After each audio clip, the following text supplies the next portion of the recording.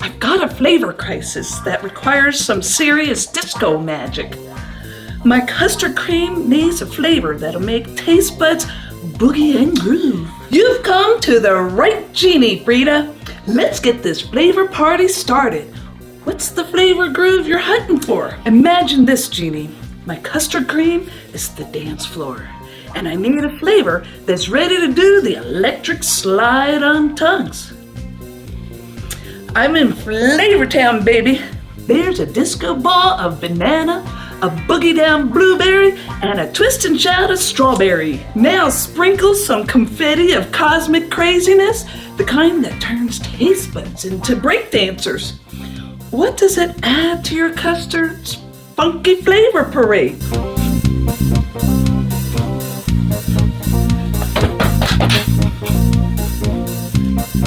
Well, that jazzed up my bottle, didn't it?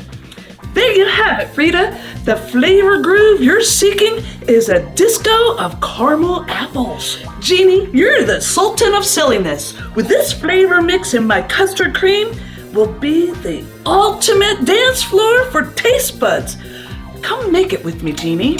Yeah, I'll bring my ramekins too. So preheat your oven to 350 degrees and place a pan of hot water inside.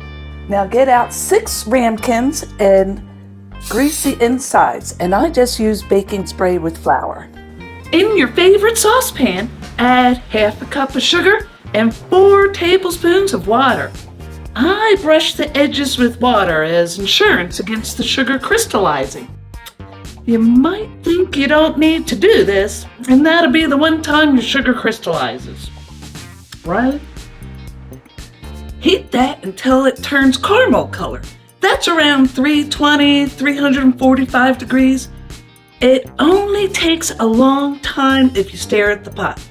But you need to stare at the pot because if you let it go for too long, it can burn. Like 390 degrees, it's a burnt doozy.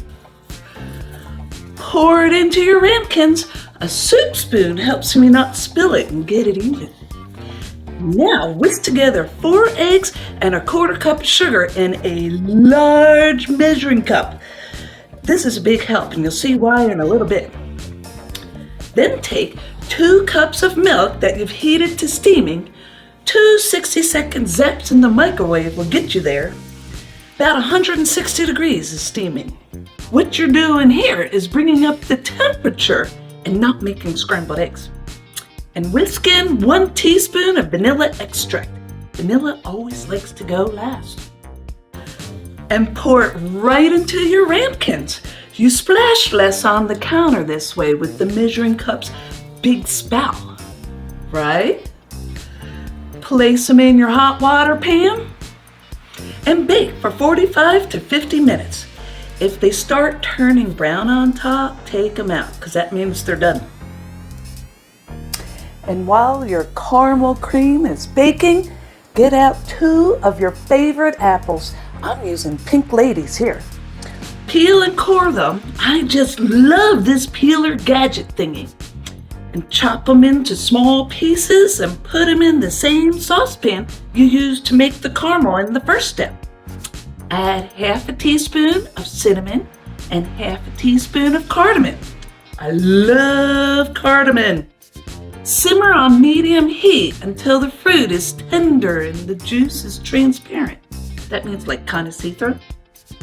And pour this into a heat-proof bowl until your custards are done, which should be pretty much soon by my timer. And then you check the jiggle. It'll jiggle in the middle a lot. Don't jiggle it too much or it'll pop right out. Then distribute your sweet apples on the tops. You'll have just enough for all 6. And then chill for at least 4 hours or overnight. And I cover them with the jelly roll pan so the top fruit doesn't dry out. Hey Jeannie, do you think we can use pretty much any fruit with this? Yeah, I think so. I wonder what mango would taste like with this. Or raspberry. Remember, Frida, the magic is in the unexpected, just like a surprise breakdance.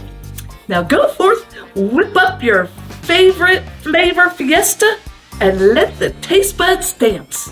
Magical Genie, creating this masterpiece with you has been pure fun.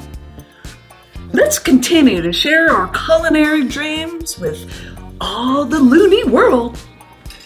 And there you go, caramel apple cream custard. This is so fun.